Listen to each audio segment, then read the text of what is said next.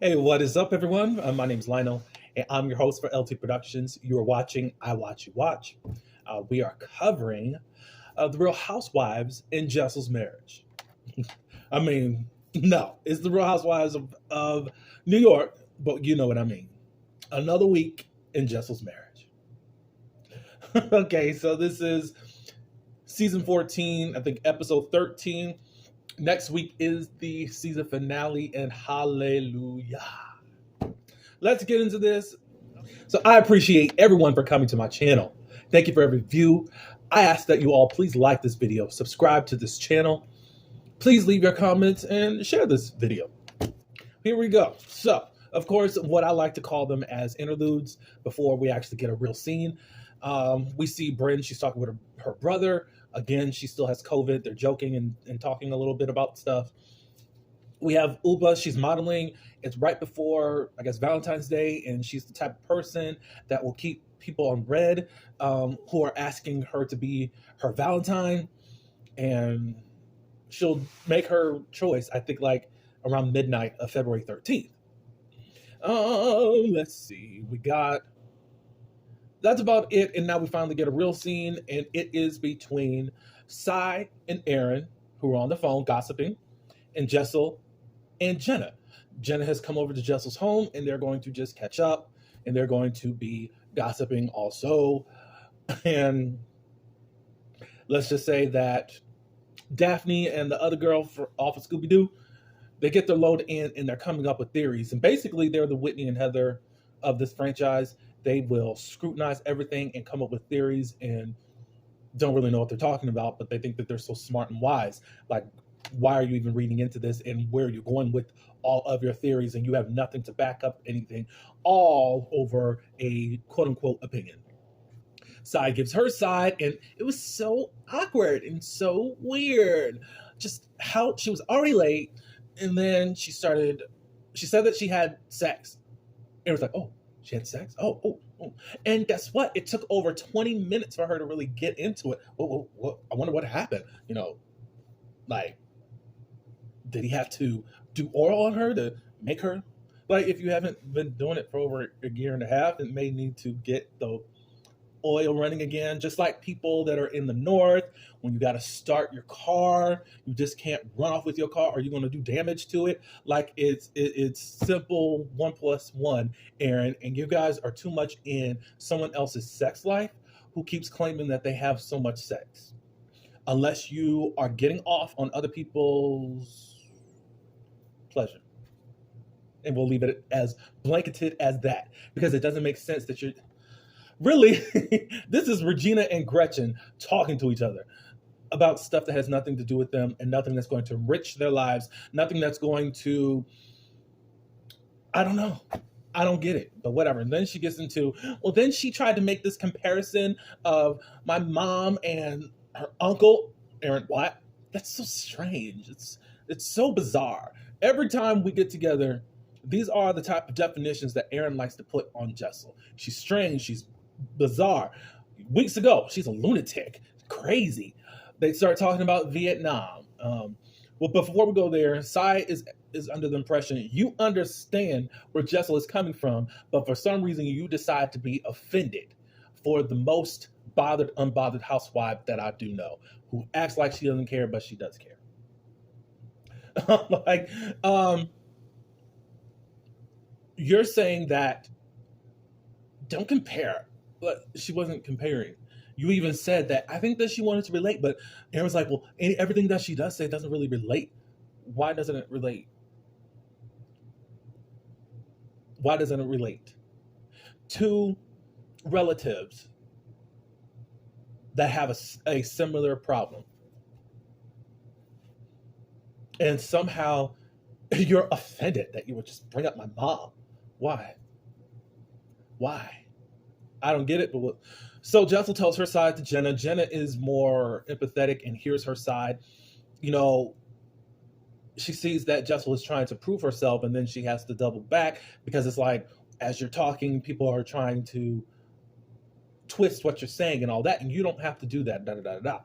Jenna does say in her confessional, concerning the whole uncle and mom thing, like, I get where Jessel was coming from, but Your mom, your mom. But how come nobody has asked Jessel, what is the relationship between you and your uncle? You don't know how deep their relationship was. And despite of that's a relative, she loved him. She saw him suffering and what she was coming from, that she was guilty, that she could not help him anymore. You were losing your mom, Jessel, to alcoholism, and she's losing her uncle to it. And somehow it's those things where you think that you are worse than everyone else and nobody can relate to you. And that is one of the most arrogant things I've ever seen in my life. And you're going to put yourself in this bubble and not really have people in your life that really want to be around you. Now, a lot of times your family will just tolerate you. It looks like your husband, David, he's able to get along with you somehow, and that's cool. From what we see and how you portray yourself on this show, I wouldn't want to be anywhere around you. That's just it. They think it's so crazy. It's so weird. Sai and Aaron, it's so weird. It's so, I don't know what's going on. But it's just so crazy that he would be racking up points as he's traveling. But you're an influencer. And you don't know anything about that. But you were able to try to peg Jenna as this gift giving / wanting you to actually promote low key. But as of yet, none of y'all have promoted, and she did not stop giving you gifts. Okay. All right, so Uba, I'm done with that scene. Uba, she's meeting with a restaurant owner. She's going to be collabing, not just in carrying her sauce, but this particular restaurant owner is going to create a sandwich in honor of the Uba Hot sauce that she does have. And I think that that is a step up, because normally with this, it's cool to carry your products and all that good stuff, or someone being a promoter of it, but it's another thing where there's a dish created behind it, and then have people get so in love with the Uba Hot, it can become really mainstream. And she says, I haven't gotten any investors because she doesn't want that level of accountability where she has to answer to, where's this money going to? Da, da, da, da, da. Well, Uba, if you stay on the show long enough, you may not need an investor. You can invest into yourself. Or I know you live in New York and all that good stuff. So hopefully, if you stay long enough and actually be a housewife, which I can talk about that a little bit later, probably in the next video next week, how I'm going to rank these housewives, because it needs to be done. So anyways, they're doing all that. Then we go to Sai, and this is probably the first time Sai has given a interesting scene. Her aunt Sophia is there. She's the youngest. Is she the youngest? She's younger than her mom, I think. Anyways, Sai introduces her as someone who's emotional, who wears a heart on her sleeve, and is also sensitive about Sai's mother's death and all that good stuff. So, Sai, they're cooking and all that. Sai says, let me get you your Christmas gift. And it's a book of art that David has put together. Sai's mother is an artist, or was an artist. And he compiled it all into a book and wanted to give that to Sophia. And Sophia began to cry. Oh, don't cry, but you already know that she's emotional. Sophia asked you in the beginning, is this something that's going to make me cry? You didn't respond. So now she's crying. Oh, don't cry. Of course she's going to cry. You already said she's emotional and all that good stuff. And it's about her sister that she's also grieving. I don't know what you're doing. You're grieving in your own way. I can't tell you to cry or anything of that nature, but I don't like how you are, Sai. I do not like how you are towards people. And it sounds like you don't really want to grieve your mom. Not for real. Because you have all these emotional walls up. Even that's what the shaman said last week to you. But you're healed. All right, so we're done with that. Jenna is with Beckett. They go to Data Eyewear. She needs new glasses. And I love this part of the Housewives franchises, even though we don't get to really see that on the Black franchises. I'd like to say that And you know I don't like this woman. Marlo could be close to that, but we don't even go shopping or anything. Probably last season was something, but for some reason on the black franchises, we can't go out shopping. We can't go see what you're spending your money on. The white ones get all the leisure to go car shopping, go do all of this expensive stuff because for some reason the black folk need um, to relate to black people, and that's just not where I'm at when I want to watch Housewives because you guys have got to be bigger and better than I am. Something to aspire from or something to fantasize about that I may never be. That's how it's supposed to be. But for some reason, let me stop. Anyway, so the eyeglasses, they cost between $550 to $750. All I can tell you is if I get any type of those glasses, I'm going to need insurance. Insurance, because frames. I'm wearing $750 just on my face? Oh, wow. Oh, wow. Anyways, Jenna does elaborate more on her relationship with Beckett. She really loves him and really likes him. She thinks that her relationship with Beckett is mending some of the broken places inside of her as far as her relationship with her mother that she did not have. She does feel that her mother did not like her. So, and that's how it kind of goes with some people. Normally, the next generation makes up for whatever the last generation didn't do. I wish that there was a better way for us to finally just to heal the stuff that's going on currently instead of you needing to now compensate for what did not happen in your life. There is a couples night. Aaron did invite the couples to go out. They're going dinner, and it's all also entails mini golf, which is in the same place. And of course, Aaron and Abe, Cy and David, and also Pavitt and Jessel will be there. Bren is sick still with COVID, and Uba will be joining them a little bit later. So anyways, Aaron and Abe are already there. They're ordering drinks. Cy and David, they come in. Cy says, Aaron was like, well, I'm going to order a lot because I know how hungry you are. And Cy says, well, I already ate, so there's no need for all that. I'm like, okay, well, at least you learned, lady. But then Aaron says, that is so, what did she say? That is insulting. Why would you do that? Because your track record, Aaron. Why are you so insulted by that? I mean, she could be complaining to you that you just laugh off. But you stay on Jessel's tail over cackling hens, which you already told Jenna that you didn't care about. Make that make sense. I'm not going to spend too much on couples night. We really saw the preview if you've seen it online. Basically, at this point, Pavitt and Jessel are there. And Cy has put the men, Abe and David, in charge in getting the truth out of Pavitt as to what's really going on. They discuss the sex life again and also Vietnam. They feel like Jessel is a liar. Over what? Don't know. We still don't know. So Jessel and Cy are there. I mean, whoever's there. Jessel and Pavitt is there, and they are really interrogating him as to what's going on with this Vietnam thing. He explains as to what he does. He loves first traveling to Vietnam, first business class. He gets caviar. He gets the luxury and treatment. He goes there, stays overnight, and comes right back. Now, I'm going to just tell you this much. I'm not traveling how many days or however long on an airplane, going to a place for one night for what people want to insinuate that he's going to go have sex. For one night? Like, this is going to be probably a 2-week type deal for me if we're going to do that. But he says the reason what he's doing is racking up points, and he's earning points in order to take vacations.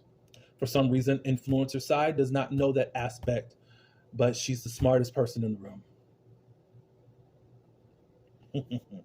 And it's still so Aaron. It's so weird. It's so strange, huh? It is it, or you want it to be strange because you don't like Jessel. Like, she always does that mess, and it's getting annoying. Anyways, the men go off to do their thing. The men are still trying to hunt around about the Vietnam thing. So finally, Jessel and Sai have it out. Sai says, I wish we didn't even have that dinner because it was just so awkward and da da da da da. You were already late. I really didn't want to go. Sai's like, well, why did you come? I was being nice. Why are you being nice? Like, it doesn't make sense. You don't care. Because I was just trying to figure out, why are we still discussing something that happened in Anguilla? Because there's something that seems left over there. I don't really care, but you do care. If Sai does not care, she would not be invested into every day or every time we see her on film, cohorting with Aaron, saying something about Jessel. Why in the world are you just going to keep gossiping over stuff that you say that you don't care about? It's not making any sense, lady. You do care. You are bothered. You want to show that you're this New Yorker that just doesn't give an F about anything, and you do. So Sai goes on to talk about, you talk in circles, and I just need you to be real, and you also lie. And Jessel says, I've never lied about anything. Yes, you do. You lied about the Vietnam thing. You said that he was leaving in a week. We get a flashback, and she said it's going to be in a couple weeks. So Sai, what is she lying about again? So at this point, I'm over you. I'm over this. And Sai walks up, and she's pissed. Jessel just bring up that this is just some mean girl-ish. And you and your parrot over there. What? She's not even in this conversation. She's not even talking. She's sitting up there just reacting like, what, Jessel? What? Cut it with the dramatics, Aaron. I'm not there. I'm just sitting there. What is she talking about? Y'all want to treat her like she's crazy and dumb. I am over y'all. Y'all are just so stupid. But anyway, so Jessel goes outside, and again, they're trying to insinuate with Pavitt to possibly confess that he's going overseas to do a little bang bang. Like, it's not like that for him. He said in his confessional. I don't know what they're getting at and why they're trying to imply anything, but I'm just going over there to eat Ben something. I forgot what it's called. They come back inside. Of course, Uba's there already. And since this is a couple things, they finally start talking about couple things instead of what Jessel's got going on in her vajayjay, in her marriage. David asked Uba, why are you single? And it was like, I don't know, da da da da. They was thinking about hooking her up with the waiters, and she's like, he can't really handle me, da da da da da. So Uba said, well, let me ask you guys, you husbands, a serious question. What made you know that these itches were the ones for you? David says that Sai is the most honest woman he knows, and also the humor. Okay. Abe says, she keeps me honest. Somebody I really enjoy traveling with, music with, eating food with, and having sex with. Of course you were going to mention sex. I think even they talk about when the ladies try to put them on assignment to get the truth out of Pavitt. They were asking the men, what do they get in return? Aaron says that I'm good for a couple of days. But then she says, basically, she gave him a blowjob. And Abe was satisfied with that. Okay. But somehow she says she's good with that. So that means that I don't know what Abe did for you. Because if y'all so sexual, Aaron included, not just Abe, then how come Aaron's good for a few days? Because she done gave you something. You didn't give nothing to her. So something don't seem right in the whole sex paradise that y'all trying to build up. And it looks like you are the mattress that I said for the last couple of weeks, Aaron, to Abe. And you just go along with it. But y'all got all this talk about Jessel. Whatever. Pavitt says, I love having the perfect partner that we can enjoy each other. And she also puts up with my ish. It's going to be twisted and turned into something that was not said as we go into the next scene. Because Jessel, Bryn and Jenna comes over to Jessel and Pavitt's home. And they just talk a little bit, congregate. Bryn invites them, whomever's in the room, to her birthday party. She's going to have a creative black tie party. It's kind of a masquerade. And then, of course, Bryn talks about something sexual. So anyways, they're reviewing what actually happened to Sai and Aaron's versions of the stories as to what happened. Brent says they were talking ish about this, da da da da da, and Jessel says no, blah blah blah blah. I would go into it, but it's just basically lies. We know what the truth was, and production tells on you guys that lie. So y'all try to paint this picture to Brent. I don't know about Brent. Brent is one of those wild cards that you think is your friend, and then she'll blow you out of the water. But Brent wasn't having it as far as how they were speaking about her marriage. I don't think that she even said anything to them, because Brent's going to be the one to be, oh, tell me the gossip, and then go back to the other person. Sai does that too. Aaron does that too, in different ways. I think Sai and Aaron have an alliance now because they both do not like Jessel. So she doesn't like anyone poking holes into people's marriages. It's uncalled for. Jenna don't like it either. But in her confessional's like, the only thing that you need to be poking holes into are condoms when you're ready to get knocked up by a wealthy man. I said, lady. Obviously, the people that are interviewing you are men. Anyways, at this point, Brent is like, you need to stand up to Sai and just tell her to stay out of your effing business, and then she will just leave you alone. That's the type of person. Jessel was like, I did stand up for myself the other night. It's not enough. You got to stay out of my business. And I do agree with Brent's style of handling things. We'll see what happens, but of course this is a reality show, and you're going to have to pick and prod here and there. Let's see if Sai cannot care like she says she does. But Jessel said in her confessional, is like, I'm done being PC, and she has not seen the itch that I really can be. I want to see that side. I thought it was a great line, but hey, you needed that about 8 episodes ago, and I want to see that side of you, Jessel. We're going to love you. Just let it out, because both of those women deserve your wrath. That's all I do have. Probably longer than what I was supposed to be. I was just being dramatic because Sai and Aaron are very weird and crazy and don't have what they said they have going on in their marriages. If you did, you would not have time to be looking into other people's marriages like that. So I'm out. Again, thank you for coming to my channel. Please like this video, subscribe, give me your comments, and share. Until next week, peace.